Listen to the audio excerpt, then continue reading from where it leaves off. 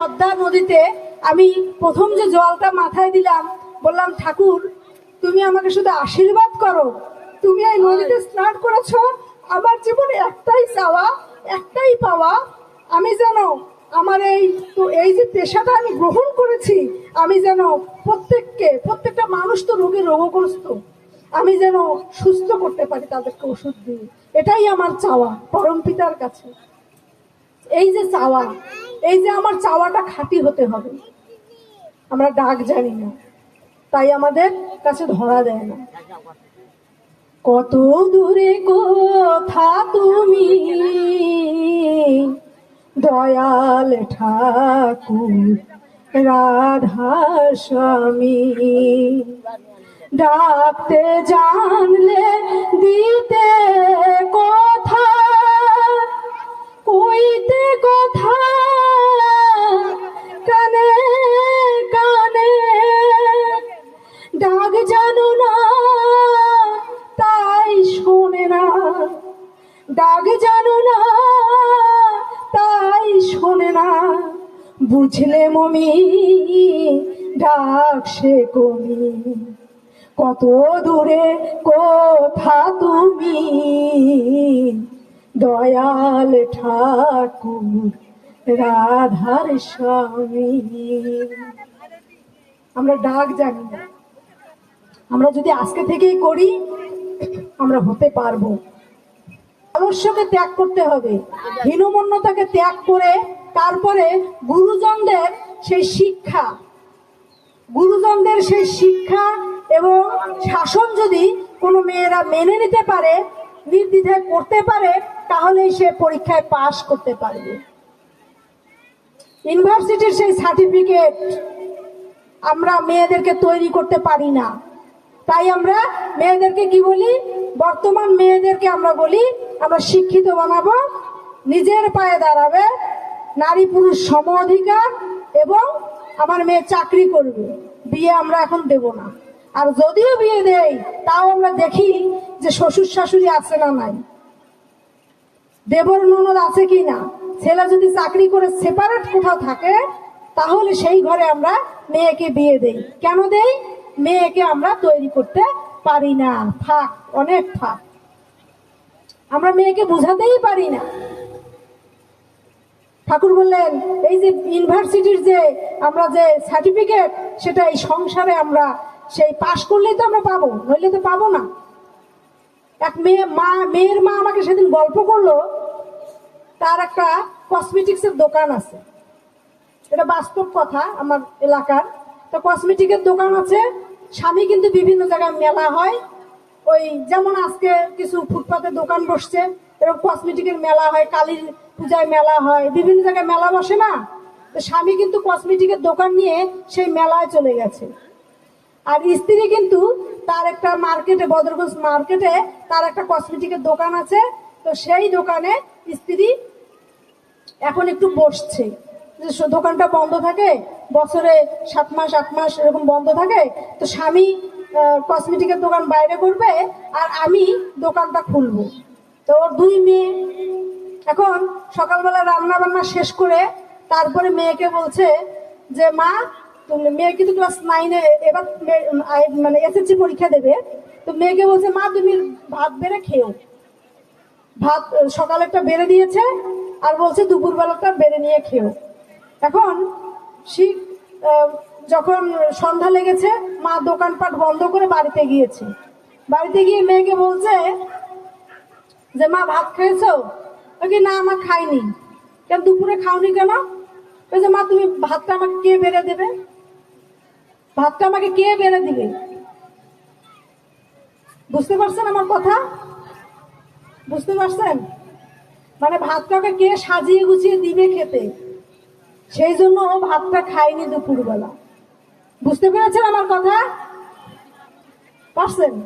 আচ্ছা, এখন আমি এবার ওই মাকে বললাম যে তুমি কি করবা, সকালবেলা কম্পিউটারের দোকানে গিয়ে লেখে নিবা, কম্পিউটারে ছাপাই নিবা, দুপুরের খাবার, বিকালের খাবার, সকালের খাবার, এগুলো ছাপাই নিবা, নিয়ে তুমি রান্না শেষ করে সুন্দর করে ভাত বেড়ে তারপরে তুমি এটা লাগিয়ে দিবা, স্ট্যান্ডে ভালো করে লাগাই দিবা, তোমার মেয়ের খাবারগুলো সাজাই দিবা। যেহেতু আলমারিতে তুমি খাবারগুলো রান্না করে আসো, তাহলে ওটা লেখে তুমি লাগাই দিবা।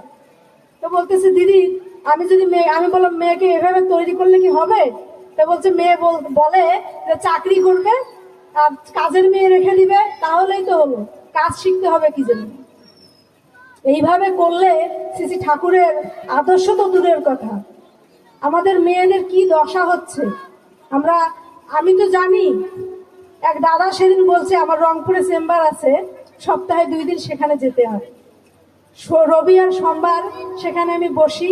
তো যাওয়া আসার পথে অনেক অভিজ্ঞতা হয়, অনেক দেখা যায় যে ট্রেনে উঠলে সম অধিকার কোথায় যায়, একটা মেয়েকে একটা অন্য পুরুষরা কিভাবে দেখে, কিভাবে আমাদের সমস্যাগুলো হয়। সেখানে বলছে ওই দাদাটা যে বর্তমান নারী নির্যাতন হচ্ছে, সেই জন্য আমরা অনেক আন্দোলন করছি, কিন্তু ঘরে ঘরে এখন পুরুষ নির্যাতন হচ্ছে। আগে হতো নারী নির্যাতন, এখন হচ্ছে পুরুষ নির্যাতন। তা আমি বললাম ঠিক আছে দাদা, পুরুষও নির্যাতিত হচ্ছে, কিন্তু নারী নির্যাতনও কিন্তু কম হয়নি। ওই জন্যই তো মেয়েরা এখন চাকরি করে কি করতে চাচ্ছে, চাকরি করতে চাচ্ছে, বিয়ে করতে চাচ্ছে না। কিন্তু একটা মেয়ে তৈরি হতে পারলে তার ভয় করতে হবে না। আমাদেরকে তৈরি হতে হবে, আমাদেরকে ছোট থেকেই সেই মেয়েদেরকে তৈরি করতে হবে। আমাদের যে মায়েদের প্রধান সমস্যা, শ্রী ঠাকুর আমাদের মায়েদের জন্য দিয়ে গেলেন নারীর নীতি, উদ্বোধনের নারী, সংসার জীবন। এই যে এত মহাপুরুষরা এসেছেন, তারা কিন্তু এত বই দেন নাই স্পেসিফিক ভাবে আমাদের মায়েদের জন্য, কিন্তু এই যে নারীর নীতি দিয়ে গেলেন, এই নারীর নীতি আমরা মায়েরা যদি পড়ি তাহলে আমরা কিন্তু জানতে পারবো। শ্রী ঠাকুর নারীর নীতিতে বললেন দুষ্ট প্রতিভক্তি। আর এক প্রকার শয়তানি প্রতিভক্তি আছে, সে পরিবারের দেবর ননদ যা শাশুড়ি শ্বশুর ইত্যাদির দোষ কুড়াইয়া লইয়া স্বামীতে উক্ত করিয়া তাহার শরীর ও মনকে বিষাক্ত করিয়া দেয়, কিন্তু পারে না তাহারা ভালো কুড়াইয়া লইয়া স্বামীতে উক্ত করিতে, জীবন যশ ও বৃদ্ধিকে অমৃতময় করিয়া তুলিতে। তাহারা সবই পারে, দেখেও দোষ, ভাবেও দোষ, বলেও দোষ, পারে না শুধু গুণের কথা ভাবিতে, আর গুণকে গুণময় করিয়া ঢালিতে অন্যের কাছে, এবারও ভীষণ পাপ। তুমি এমনতর স্বভাবকে কখনো স্পর্শ করিও না, তাহা শরীরেও নয়, মনেও নয়। যত গুণে পারো গুণকে খুঁজিয়া বাহির করিতে চেষ্টা করো, দোষ এবং দুষ্ট থেকে সাবধান থাকিয়া যত গুণে পারো গুণকে ছড়াইয়া দাও সবার ভেতর। তা শ্বশুর শাশুড়ি হোক, স্বামী হন, শ্বশুর শাশুড়ি হন, দেবর ননদ যা, পরিবারের সকল কারোই ভিতর। দেখিবে ভগবতীর মতন সেই পূজা তোমাকে স্পর্শ করিবে। বাণী সংখ্যা 138। তাহলে শ্রী ঠাকুর কত সুন্দর করে বলে গেলেন, আমাদের শুধু গুণের কথা চিন্তা করার কথা। কিভাবে আমরা গুণের কথা চিন্তা করব? গুণকে যদি আমরা চিন্তা করি তাহলে আমরা সেই গুণগুলো পাবো। আর যদি কারো দোষ দেখি, দোষ দেখে দুষ্ট হইও না। ঠাকুর বললেন যদি আমরা কারো দোষ দেখি, সেই দোষগুলো আমাদের মধ্যে এসে বাসা বাঁধবে। আর যদি আমরা সবার গুণ দেখি, তাহলে সেই গুণগুলো আমরা গুণের অধিকারী হব। তাই আমাদেরকে গুণ আমাদেরকে গুণ নিয়ে আলোচনা করতে হবে। ঠাকুর বললেন মাছি মানুষ নয়, মৌ মানুষ হতে হবে। মাছিরা কি করে? বিভিন্ন খারাপ জায়গায় বসে। আর মৌমক্ষী কি করে? মধু সংগ্রহ করে। আমাদের মৌমক্ষীর মতন হতে হবে।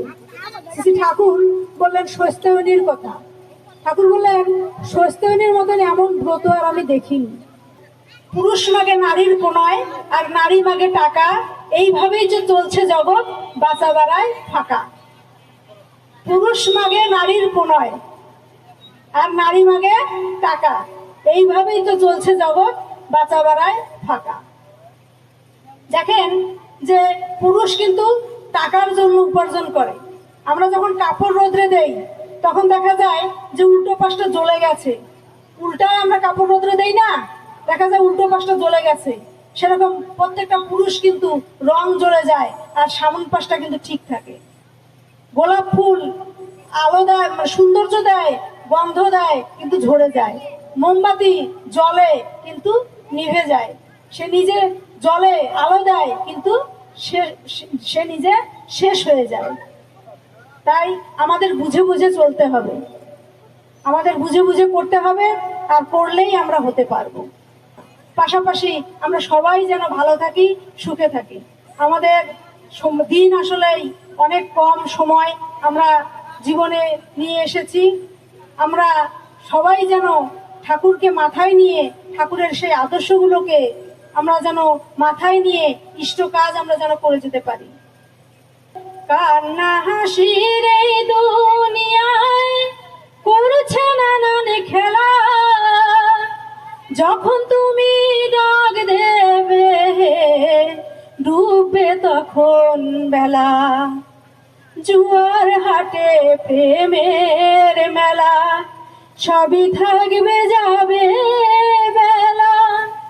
এই কথাটি কেউ বোঝে না, এই কথাটি কেউ ভাবে না, ভাসছে তাদের ভেলা। দয়াল রে ওহো দয়াল রে, ডুববে তখন বেলা। আমাদের সময় জীবনের খুব সংক্ষিপ্ত, কখন বেলা ডুবে যাবে আমরা বলতে পারি না। শ্রদ্ধায় অনেক ঋত্বিক দাদারা চলে গেছেন। কিছুদিন আগেই আমাদের শ্রদ্ধেয় সুরেশ দাও গত হয়ে গেছেন। পরম পিতার তার সেই ধামে তাকে আশিস করুক। গতকালকে আমি এইখানে আসার জন্য আমি মোটামুটি রেডি হয়ে রওনা দিয়েছি। ওই সময় শুনতে পেলাম আমার যে বড় মাসির হাজবেন্ড, আমার মেসোমশাই, তিনি মুক্তিযোদ্ধা ছিলেন, তিনিও চলে গেছেন পরপারে। আমার সেই মেসোর বাড়ি হচ্ছে রংপুরের পীরগঞ্জ, আর আমি আসছি ঠাকুরগাঁর পীরগঞ্জ। কোনোভাবেই দৌড়াদৌড়ি করে আমি তাকেও দেখতে পারবো না, আবার এখানেও এসে অনুষ্ঠানটা আমি অংশগ্রহণ করতে পারবো না। তাই আমি ভাবলাম তার জন্য তো আমি কিছু করতে পারবো না, সে তো চলে গেছে। তো পরম পিতার কাছে প্রার্থনা করি সে যেন সেই পরম দয়ালের শ্রেষ্ঠ ধামে অবস্থান করুক। যারা চলে গেছে আমাদের শ্রদ্ধেয় তুলসীদা, ধরণীকান্ত রায়, আরো যে স্পিয়ার দাদারা চলে গেছেন, তাদের সবার আত্মার সদ্গতি কামনা করি। আপনারা সবাই ভালো থাকুন, সুস্থ থাকুন, সবার মঙ্গল কামনা করে সর্বে ভাবন্তু সুখিনা, সর্বে সন্তু নিরাময়া, সর্বে ভদ্রাণী পশ্যন্তি, মা কষ্টিত দুঃখ ভাগ ভবতু। সবাইকে আনন্দিত। জয় গুরু, জয় গুরু।